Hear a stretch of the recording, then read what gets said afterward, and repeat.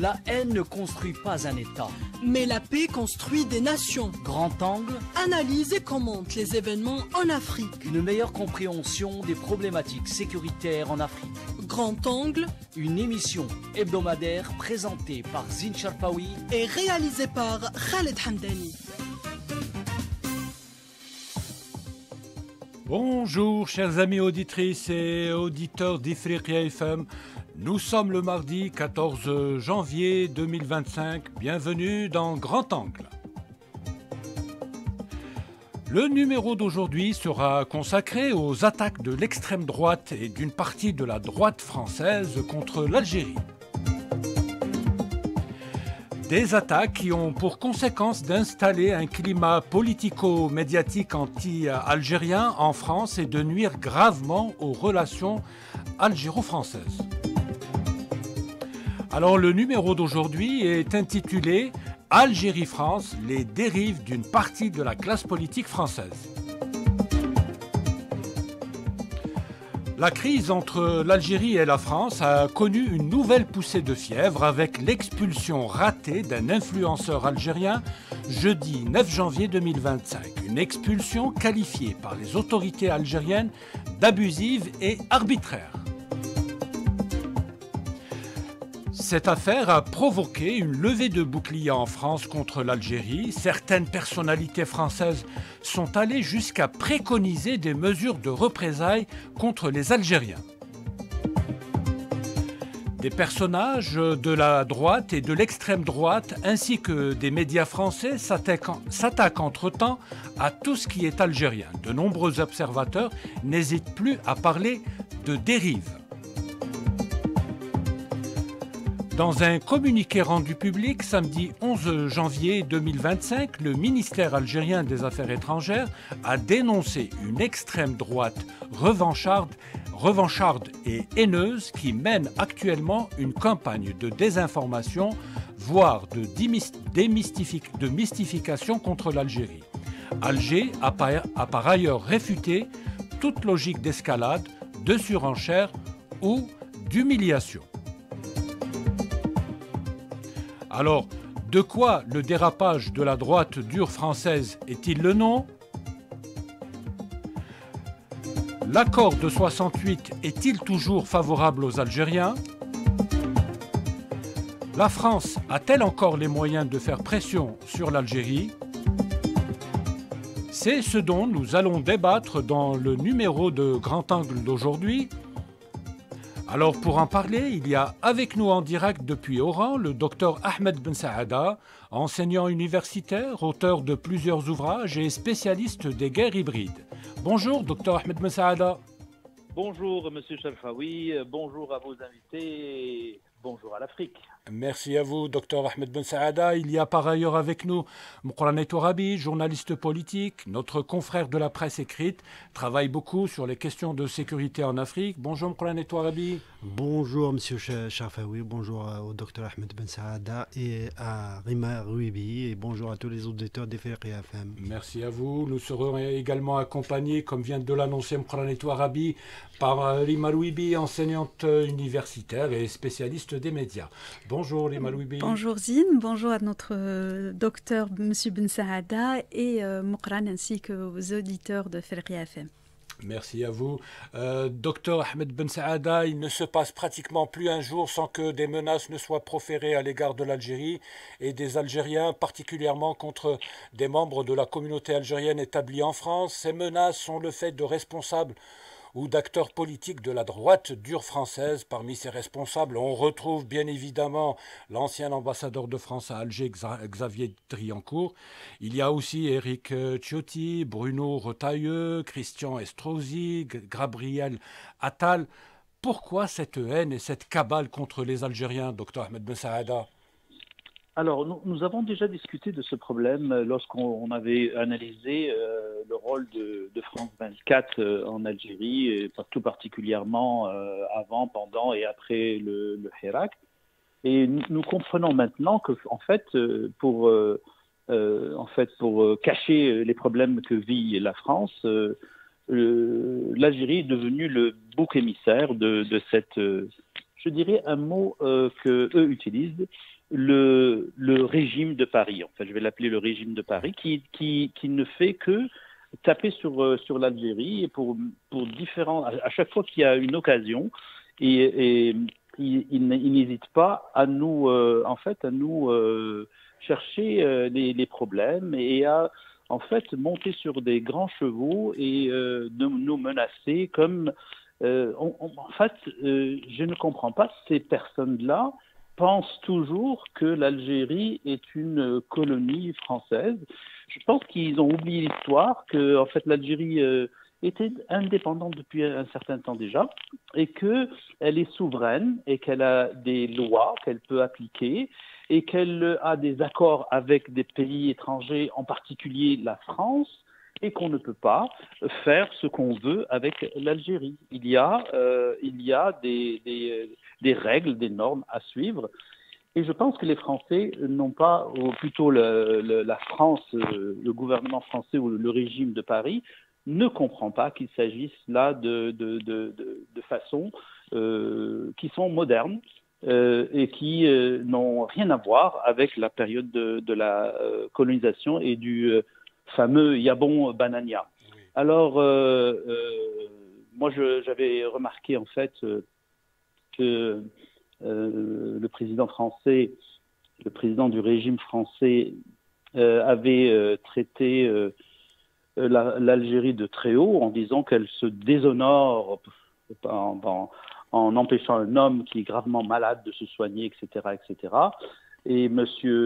Macron, disons, a parlé d'honneur. Alors, je lui rappellerai juste que le grand déshonneur de la France, le plus grand déshonneur de la France, c'est de garder un prisonnier en la personne de M.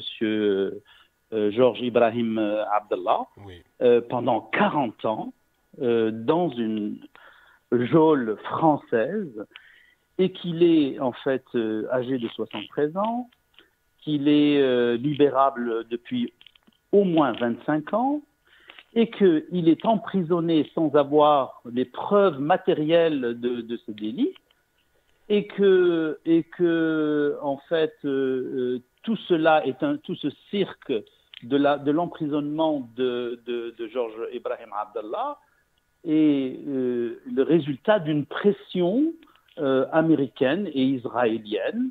Oui. Et ça a été prouvé par les Français eux-mêmes. Vous pouvez consulter les articles sur le net. Il y a même des câbles Wikileaks qui parlent de cela. Il y a même des notes de la DST, etc. Et que ce qui fait dire justement à l'ancien directeur de la DST, M. Yves Bonnet, ce n'est pas digne de la France. En fait, l'emprisonnement de M. Georges Ibrahim Abdallah n'est pas digne de la France. Donc, et je pourrais citer d'autres exemples. L'honneur de la France, ce n'est pas d'aller insulter les Africains comme on l'a insulté dans la dernière rencontre avec les ambassadeurs. L'honneur de la France, ce n'est pas d'aller dans une île qui est colonisée depuis 1974 et de dire que si ce n'était pas la France, je m'excuse de l'expression parce que le président a le droit de le dire, moi je vais mettre des guillemets, si ce n'était pas la France, vous serez 10 000 fois plus dans la merde. On ne dit pas ça. Et aux Africains, on ne dit pas, vous devez remercier la France de quoi? L'honneur de la France est bafoué non seulement par ce président Macron, mais aussi par toute l'équipe qu'il a choisie, qui est autour de lui, et qui, en fait, pour paraphraser M. Xavier Driancourt, de dire que la France n'a pas besoin de l'Algérie pour couler, elle coule toute seule. Oui. Il n'y a pas de diplomatie française, ça n'existe pas. Oui. On est en train juste de sortir, et c'est des gens qui parlent aux médias, qui font beaucoup de bruit. Il y en a un, Jean-Noël Barrot, qui dit si l'Algérie continue l'escalade, la France devra riposter. Riposter de quoi? Monsieur Gabriel Attal, il dit la France est une grande puissance qu'on n'intimide pas et qu'on ne provoque pas sans conséquence. Attention, on a peur. C'est pas comme ça qu'on règle les problèmes. Il n'y a pas de diplomatie. D'ailleurs, si la France a créé un Xavier Driancourt, c'est qu'il n'y a pas de diplomatie en France. Exactement. Xavier Driancourt n'a rien d'un diplomate. Si vous donnez une leçon sur la diplomatie, vous voulez un contre-exemple, vous disiez, voilà, ne faites pas comme fait M. Xavier Driancourt. Voilà, c'est ce que j'avais à dire. Très bien. Merci beaucoup, Dr Ahmed Ben Saada. Moukran Aïtou Arabi. Alors, à chaque fois qu'il y a un problème en France, on désigne du doigt l'Algérie, les Algériens. L'Algérie est devenue une sorte de souffre-douleur pour une partie de la classe politique française. De quoi les dérapages de l'extrême droite et de la droite française, qu'on pourrait qualifier de durs, sont-ils le nom? Au fait, pourquoi à chaque fois on se défausse on sur remarque l'Algérie justement à chaque fois la France plonge davantage dans une crise qui ne date pas d'aujourd'hui, une crise à tous les plans. Il y a d'abord une crise politique. On a vu le déclin de la classe politique depuis au moins une quinzaine d'années. Donc le personnel politique qui arrive au pouvoir en France, c'est un personnel beaucoup plus populiste, beaucoup plus d'une droite qui s'est au fil des années radicalisée et qui a épousé les positions fascistes de l'extrême droite. Aujourd'hui, tout le monde est de l'extrême droite, toute la droite est devenue extrême droite et elle véhicule justement un discours ancien qui est lié à l'Algérie française. Au fait, la France n'a jamais pu accepter que l'Algérie soit indépendante.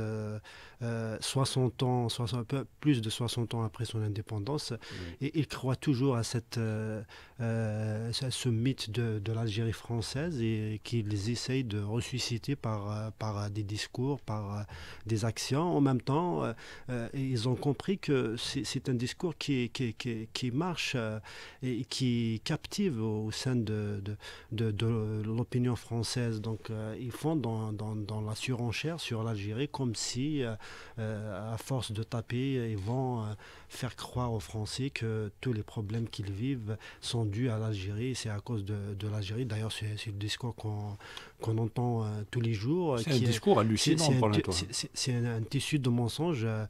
Je vous cite juste une petite erreur ou faute commise par, et c'est pas la première, en parlant de Sansal, aujourd'hui, j'apprends, d'après Rotailleux, il a 80 ans.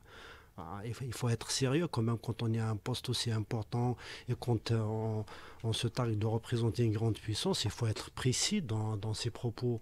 On n'est pas dans l'approximation quand on parle de dossiers qui sont entre les mains de la justice. Pourquoi il fait ça? Il le fait à dessein pour donner l'image d'une Algérie qui malmène un vieux de 80 ans. Bourelem, c'est ça, tout le monde le connaît.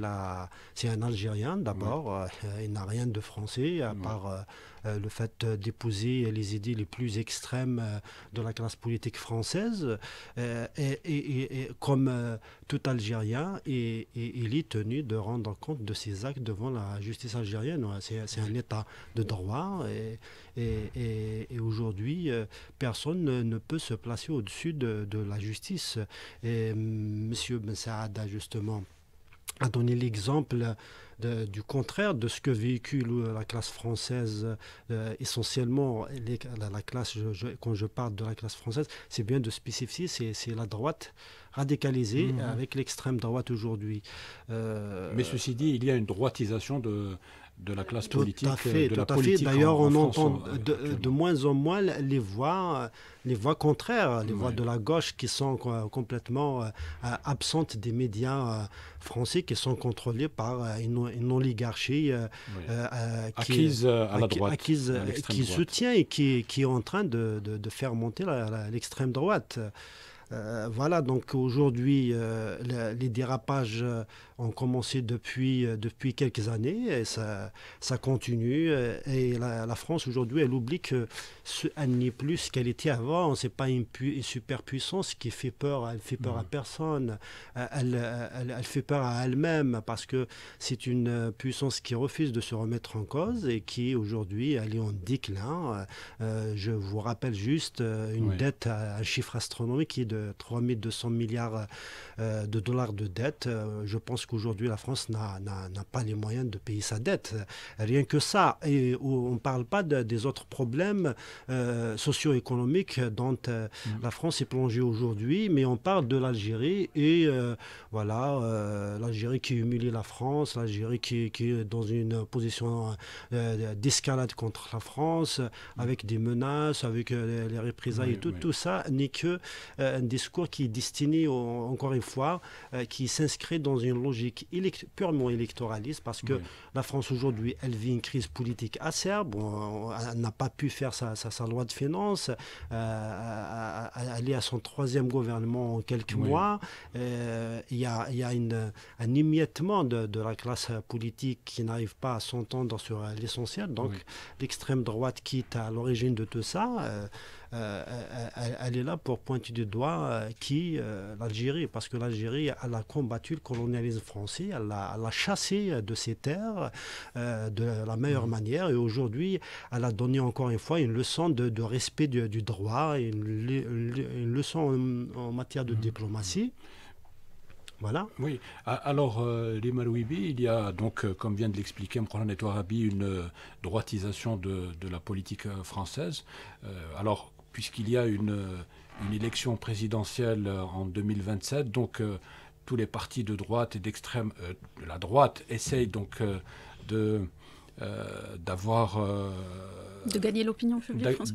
De gagner l'opinion, mais surtout de gagner les voix de l'extrême droite.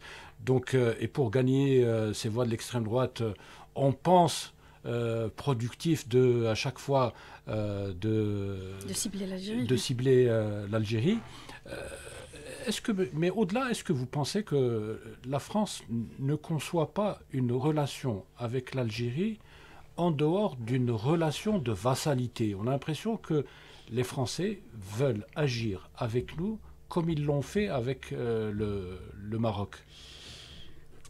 C'est une guerre perdue d'avance, j'imagine. Donc, mais bon, permettez-moi déjà de préciser qu'aujourd'hui, ce qui se passe en France, c'est le cumul de plusieurs années. C'est-à-dire que la France vit actuellement ce post-trauma après notre indépendance. Et c'est très difficile aujourd'hui de porter à la fois la casquette de chercheur, de journaliste, et avant toute chose, je parle de ma personne, de ma modeste personne, en tant que citoyenne algérienne qui appartient à une nation très fière et de son histoire libre et indépendante. Donc je vais essayer d'analyser ce qui se passe en France. Moi-même, j'ai fait quelques études en France, et je peux vous dire que ce qui se passe actuellement, c'est le cumul de plusieurs stéréotypes, de plusieurs cultures, de plusieurs perceptions de ce qui est l'Algérien. Oui. Voilà. Et aujourd'hui, ce qui se passe en France, c'est ce post-trauma des Français qui ont commis des génocides, qui ont commis des crimes de guerre en Algérie, des crimes contre l'humanité en Algérie, voilà, et qui n'arrivent pas aujourd'hui, leurs enfants, leurs petits-enfants n'arrivent pas à admettre cette défaite. Il n'y a pas plus dur pour un militaire que de vivre sa vie avec une défaite sur le terrain. Et il y a ce complexe de l'histoire aussi, Cherzine, si vous me permettez. C'est-à-dire, vous avez affaire à une nation qui a arraché son indépendance, qui a arraché sa liberté, qui aujourd'hui s'impose à l'échelle internationale. Et vous avez un pays qui a déclaré son propre pays comme étant un pays ouvert, sa propre capitale, en juin 1940, comme étant une ville ouverte aux Allemands. C'est-à-dire, ce complexe-là se traduit aujourd'hui par une politique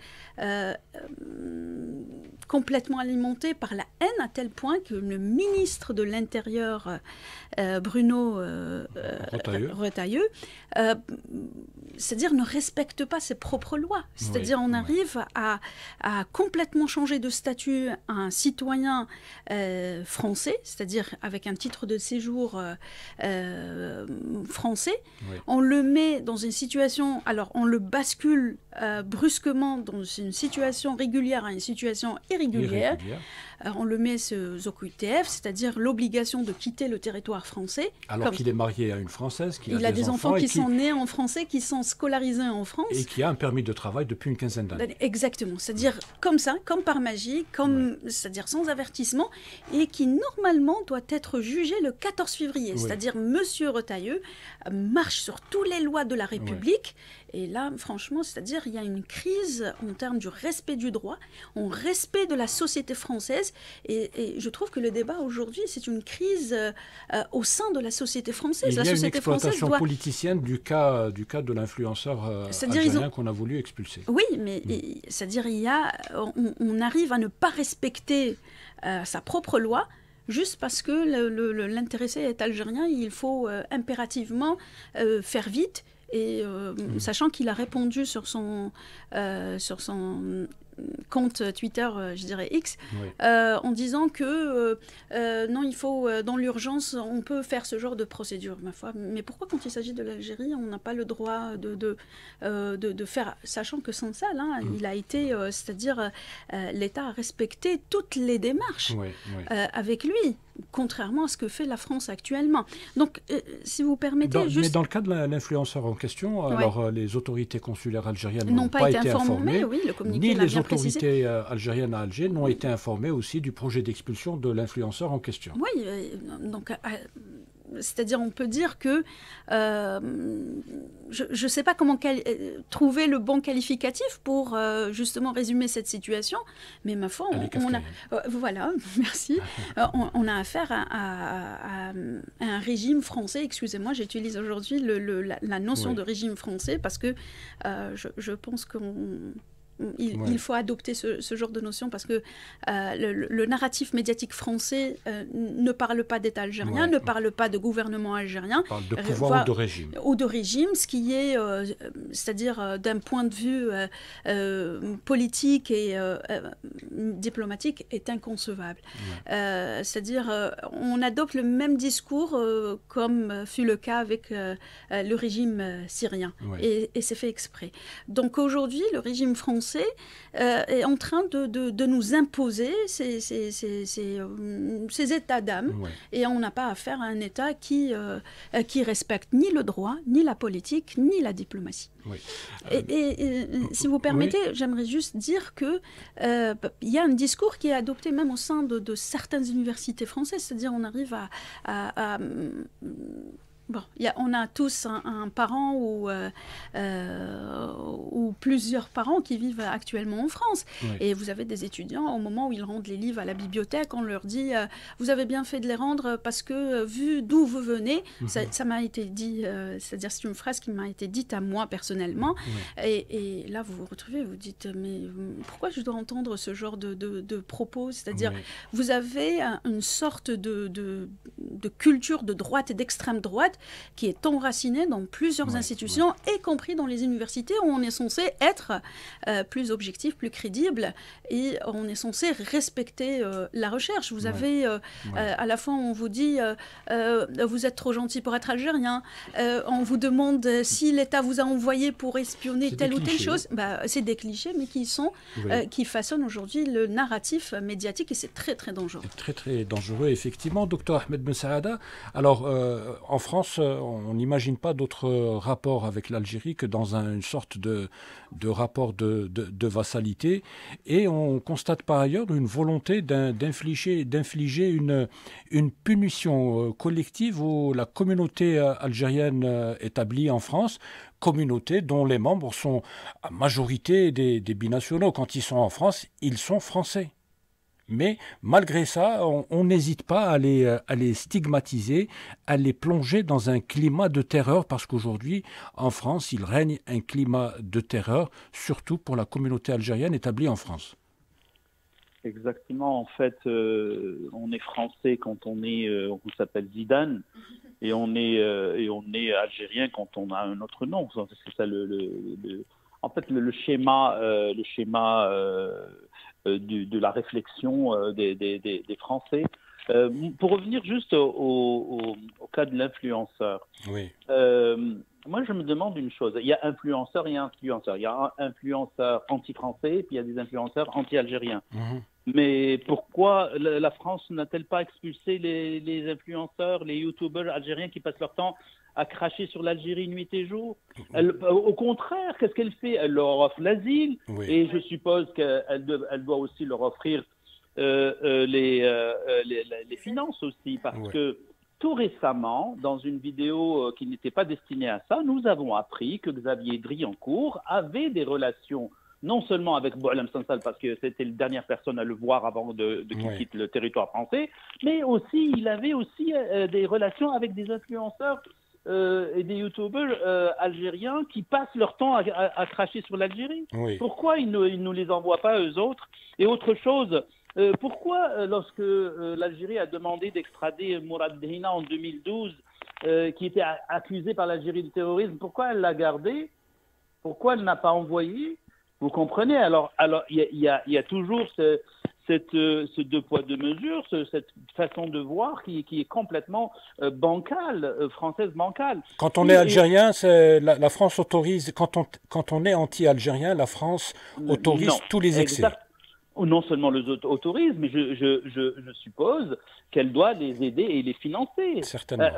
On vient d'apprendre hier que dans le festival du livre de Bretagne, l'invité d'honneur, ça va être le MAC. Oui. Donc, il faut le faire. C'est une provocation de plus. C'est une provocation de plus. La France sait très bien que le MAC est un mouvement classé terroriste en Algérie et qu'il n'a aucune assise politique en Algérie.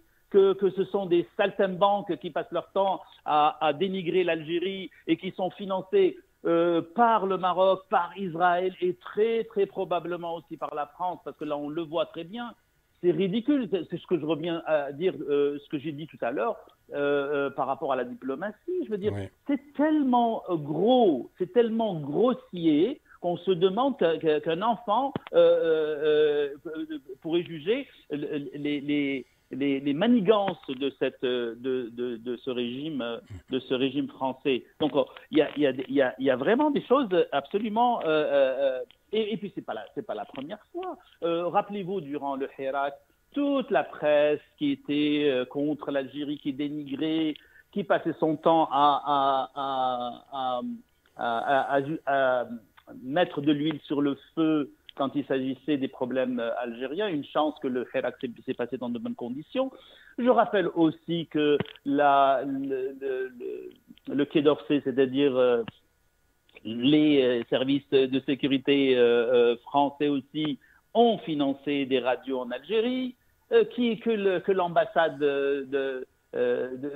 de France en Algérie servait justement de relais justement pour ce qu'on appelait le Hizb français, c'est-à-dire le parti de la France. Et on se rappelle aussi de l'affaire Bouraoui qui a été exfiltrée d'Algérie et à travers la Tunisie puis vers la France avec l'appui de la DST française. Donc c'est pas nouveau tout cela. Et après tout cela, on vient nous dire c'est l'Algérie qui cherche l'escalade. Mais voyons donc, si l'Algérie avait tenu cas de toutes ces affaires depuis plusieurs années, l'Algérie aurait fait et en fait la cerise sur le gâteau. L'Algérie a fait preuve de beaucoup de retenue jusque-là. Beaucoup de retenue, beaucoup de patience. Et la cerise sur le gâteau, c'est la reconnaissance de la soi-disant marocanité du Sahara occidental. Et là, je reviens à l'honneur de la France que porte M. Macron. Je reviens à son honneur. Son honneur, c'est de respecter les lois internationales, c'est de respecter le droit international, parce que la cause sahraoui est portée à l'ONU et la France est un membre permanent du Conseil de sécurité. Oui. Où est l'honneur de la France à ce moment-là? Où est-ce qu'il est? Que M. Retailleau, que M. Attal, que M. Barrot, que M. Macron me disent où est l'honneur de la France quand vous faites ça. C'est vrai. Mqorana Touarabi, merci Dr Ahmed Ben Saada. Mqorana Touarabi, ça fait plusieurs années que l'immigration algérienne est devenue un point de fixation pour l'extrême droite ou pour une partie aussi de la droite française. La crise en cours, elle n'est pas faite pour calmer les choses. J'imagine que la situation pourrait aller crescendo au fur et à mesure que l'échéance de 2027, c'est-à-dire la présidentielle 2027, approche. Pourtant, la communauté algérienne établie en France, forte de quelques 4 millions d'âmes à peu près, on n'a pas les chiffres exacts, une grande partie de la communauté a la double nationalité, c'est une communauté qui est assez bien intégrée, qui renferme des médecins, des ingénieurs, la majorité sont des gens qualifiés. Et on se sert de quelques cas pour jeter le discrédit sur une communauté qui est globalement d'un assez bon niveau.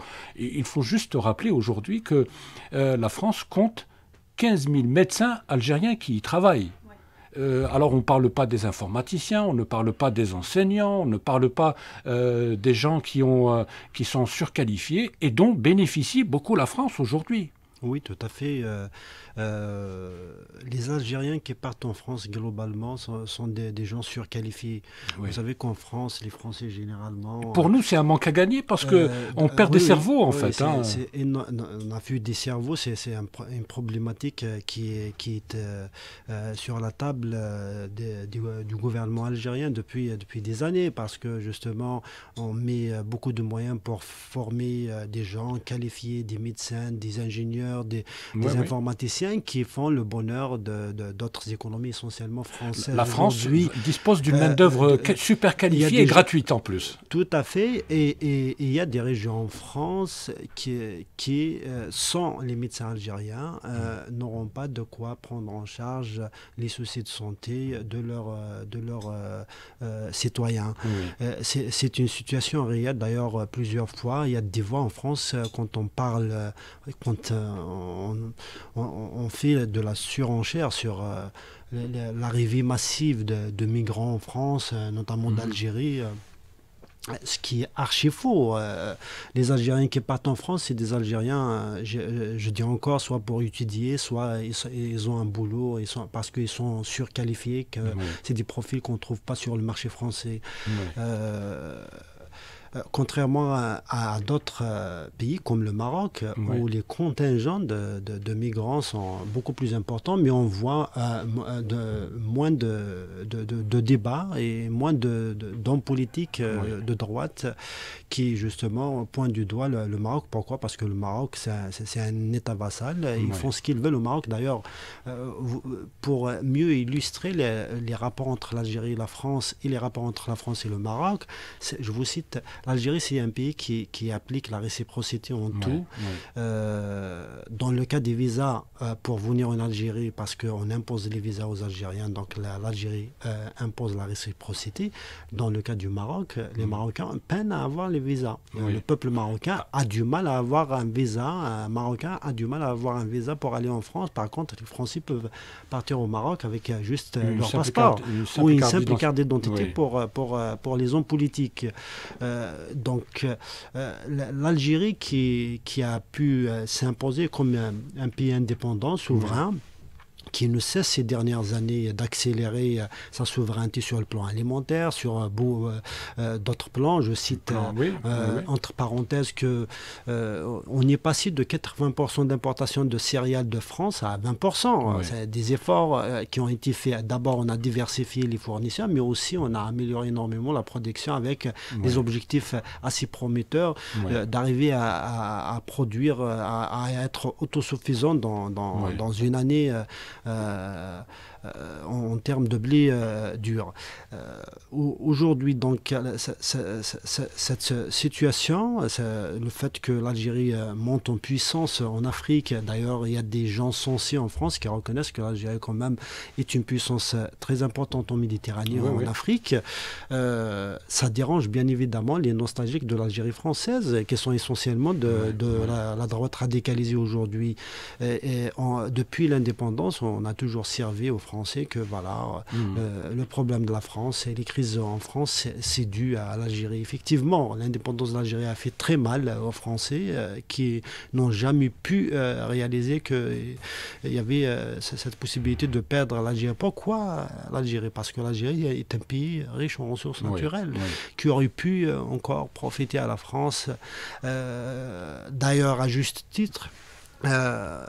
Des politiques français qui ont le courage en ces temps difficiles en France de dire certaines vérités, on les voit accablés et attaqués de partout. Je cite à titre d'exemple Ségolène Royal qui a eu le courage de dire qu'on a une dette envers l'Algérie, que la colonisation est un ensauvagement et que la France s'est enrichie sur l'Algérie, sur le dos de l'Algérie. C'est grâce à l'Algérie que la France est devenue ce qu'elle est devenue aujourd'hui, parce qu'il y a eu des pillages de richesses pendant un siècle et demi.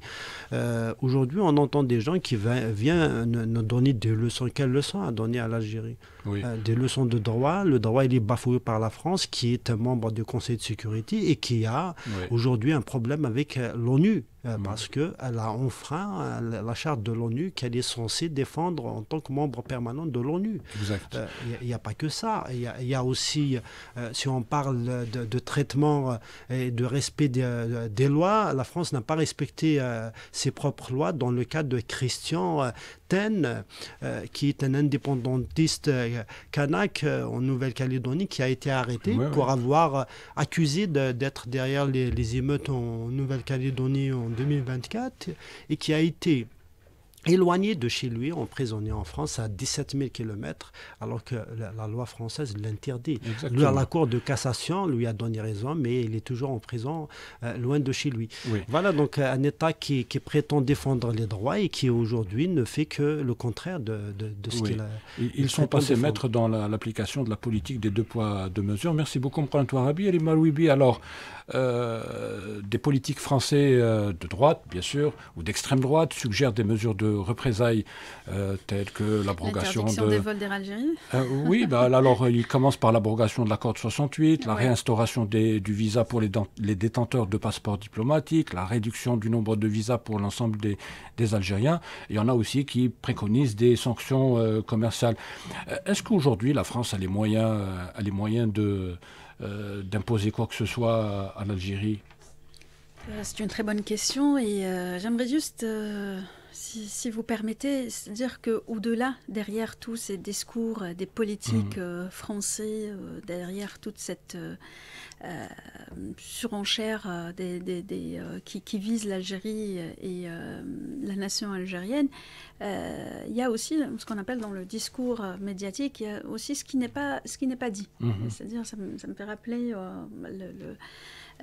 l'écrivain Herbert Scheller, The Manager's Mind, qui dit le plus important dans les discours, c'est de chercher ce qui n'a pas été dit.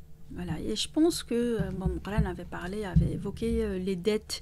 On parle de 303 milliards d'euros de dettes françaises. On parle également de cette crise de chômage. On parle également de cette crise franco-française qui cherche ou qui peine à trouver sa place parmi les nations européennes et qui également cherche à masquer cette défaite française en Afrique notamment. Il faut le rappeler également que Macron avait également, avec mépris, avec arrogance, on a affaire également à un président qui a un ego surdimensionnel, puisqu'il avait dit que les Africains avaient oublié de nous dire merci, comme si que les Africains en manque de politesse et en manque de savoir-faire. Le Sénégal, le Tchad a su répondre avec beaucoup de savoir-faire et beaucoup de panafricanisme à saluer. Maintenant, pour revenir à votre question, est-ce que la France a les moyens d'imposer quoi que ce soit aux Algériens, notamment cet accord de 68 qui est à chaque fois remis sur la table de l'extrême droite. Il est ressassé à chaque fois. Et qui est justement fait pour régulariser la circulation des Algériens. On ne peut pas dépasser le taux de 35 000 Algériens qui peuvent s'installer en France. Je dirais qu'il donne également la possibilité d'avoir un titre de séjour uniquement après 3 mois d'installation, c'est-à-dire autant qu'étudiants ou ceux qui ont bénéficié des bourses longue durée, qui ont un titre de séjour de séjour scientifique, c'est-à-dire juste après 3 mois, on a le droit d'avoir un titre de séjour qui sert vraiment juste à gérer la circulation des Français. Je dirais que c'est bénéfique pour les deux États. Est-ce que cela... C'est-à-dire la France peut s'en servir de cela pour justement sanctionner les Algériens. Pourquoi ne pas évoquer le nombre d'heures de travail qu'on exige aux Algériens, aux étudiants algériens? Pourquoi on ne parle pas de nombre de souffrances des étudiants algériens, par exemple, justement, c'est-à-dire quand on expose l'accord de 68 comme étant du pain béni pour les Algériens. Ça serait bien aussi de voir le... C'est une loi qui a été vidée de sa... C'est un texte de loi qui a été vidé de sa substance. En réalité, les Algériens, avec l'accord de 68, bénéficient de moins d'avantages que les étudiants qui sont soumis au régime général. Oui, et là, ça serait bien d'évoquer ça. C'est-à-dire pourquoi à chaque fois on met en question qu'il n'y a que les Algériens qui bénéficient je dirais, d'une considération presque royale par rapport aux autres. Ça serait bien aussi d'évoquer le statut de nos étudiants. Ça serait bien aussi de mettre sur cette table d'extrême droite, de parler des souffrances des étudiants algériens. Maintenant, je ne pense pas, pour revenir à votre question, je ne pense pas que la France... particulièrement maintenant, a la possibilité, avec toutes les crises politiques, diplomatiques, elle peut imposer quoi que ce soit pour l'Algérie. Permettez-moi juste de dire que tout ce qui se passe, c'est vrai qu'on est face à une crise qui bouillonne, face à une crise c'est-à-dire qui est sans précédent, je dirais, avec la France. Mais le courant de l'histoire et les événements, croyez-moi, sont en faveur de l'Algérie dans la mesure où nous arrivons à démasquer cette politique qui est complètement en crise. Vous arrivez à voir l'épouse de Macron qui vient sur les plateaux pour parler, pour décrire l'état d'âme d'un président qui n'ose pas parler comme avant. Ça n'a jamais existé dans la Ve République, où la première dame vient faire un petit peu à Michelle Obama. Donc vous avez aussi des politiques sur les CNews qui parlent il faut faire à la Trump. Je ne pense pas. Je ne pense pas que la France, aujourd'hui, ce n'est pas aussi dans l'intérêt de la France d'imposer quoi que ce soit sur l'Algérie, parce que... Très bien. Oui. Parfait. On reviendra vers vous. On a encore un ou deux autres tours de table à faire avant la fin de l'émission. Il va falloir consacrer une autre émission, je crois. Oui, probablement. Alors, docteur Ahmed Ben Saada, on le voit bien, les Français sont dans une logique d'escalade. Ils veulent mettre en place, installer un rapport de force, un bras de fer entre eux et l'Algérie. Ils en parlent d'ailleurs sans retenue, sans nuance. Xavier Driancourt, à chaque fois qu'il prend la parole pour parler de l'Algérie, donc c'est pour suggérer d'aller vers un bras de fer avec l'Algérie.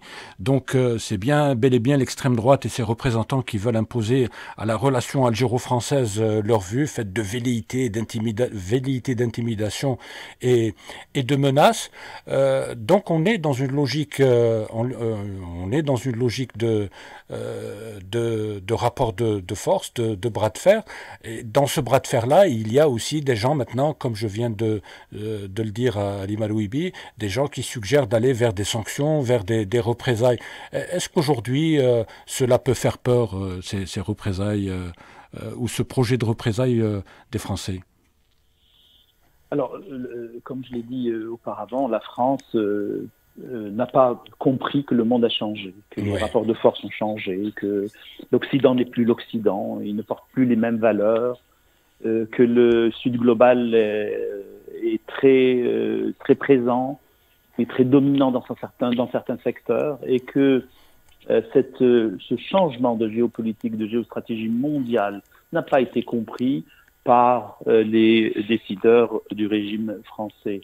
Il n'a pas été compris, et on le voit très bien, ils ont été chassés de l'Afrique. Juste pour illustrer cela, la France avait 9 pays, il y avait 9 pays africains qui abritaient des bases militaires françaises. Je cite la République centrafricaine, le Mali, le Burkina Faso, le Niger, le Tchad, le Sénégal, la Côte d'Ivoire, le Gabon et Djibouti. Mais maintenant, en 2025, il n'en reste plus que 2. Et encore, il faudrait savoir, le Gabon et Djibouti qui restent. Donc, tout le monde, même les pays qui semblaient être en accord avec, plus ou moins amis avec la France, ont décidé de divorcer de cette... Le monde change et la France n'a pas changé dans sa réflexion et c'est très dangereux pour eux. Et pire que ça, la France a changé dans le mauvais côté. C'est-à-dire, on a connu la France où il y avait une gauche très très puissante avec certaines valeurs sociales, etc. Maintenant, c'est une droitisation extrême de la France, mais pas que. Il y a une droitisation extrême aussi de la presse, des médias français. Actuellement, si on regarde la France, le portrait de la France, ça ressemble à un portrait qui est de l'avant-deuxième guerre mondiale. Oui. Il y a la seule différence, parce que c'est bénéfique, en fait, c'est la relation avec l'antisémitisme. Donc, l'extrême droite a un peu adouci son langage concernant l'antisémitisme, mais tout le reste, tout ce rêve nationaliste basé, en fait, la politique basée sur le rejet de l'immigrant, le rejet de l'autre, etc., fait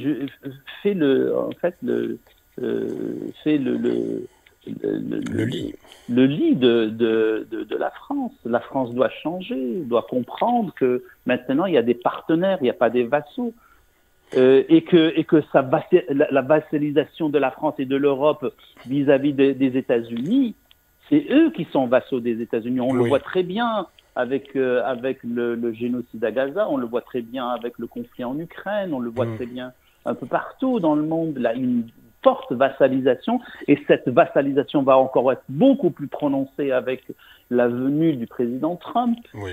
Et alors que le Sud global avance et essaye de trouver son chemin, et plus personne n'accepte d'être traité d'inférieur.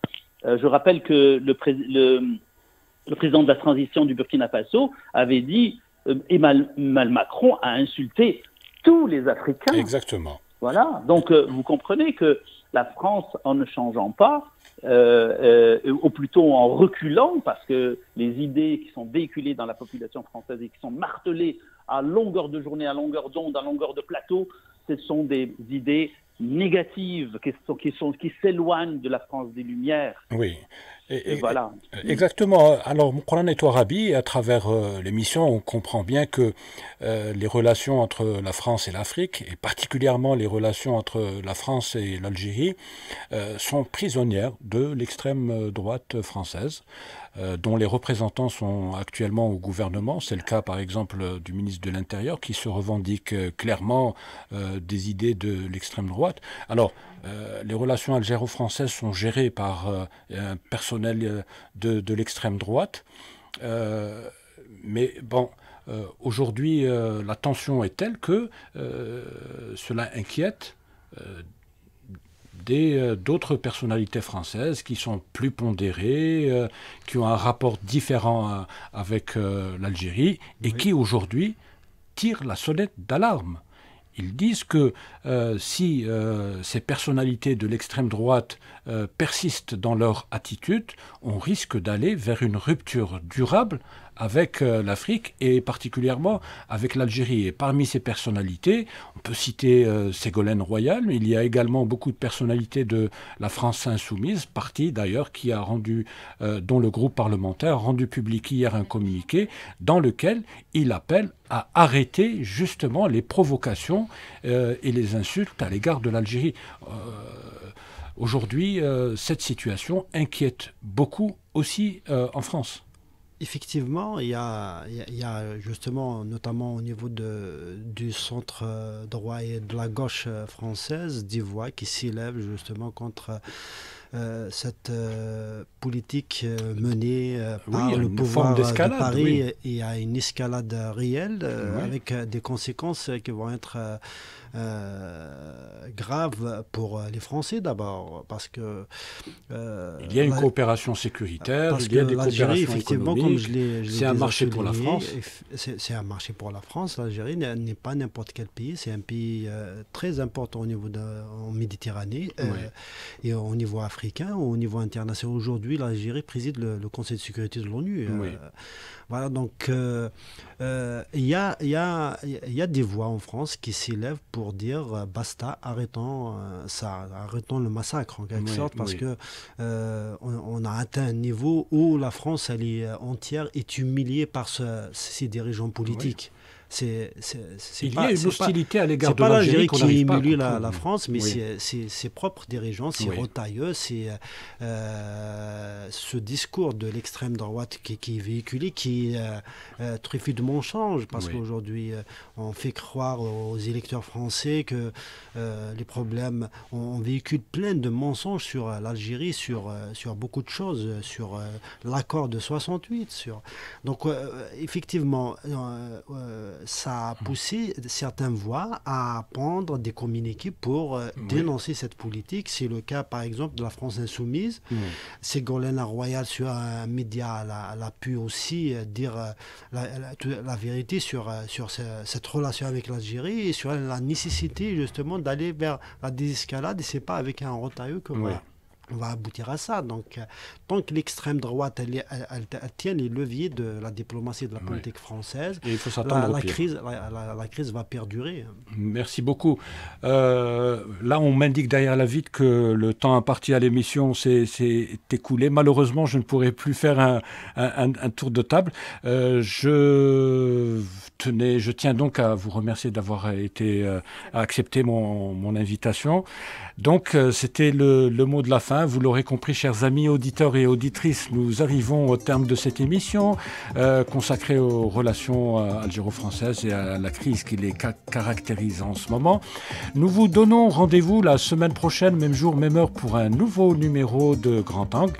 En attendant, vous pouvez continuer à nous écouter sur Internet. Pour cela, il vous suffit simplement de télécharger notre application sur Play Store. Je rappelle que cette émission a été préparée et présentée par Zine Cherfaoui. Elle a été réalisée par Khaled. À la console technique, il y avait Sid Ahmed et Hakim. Au streaming, Soumia Abbas Bouhidel.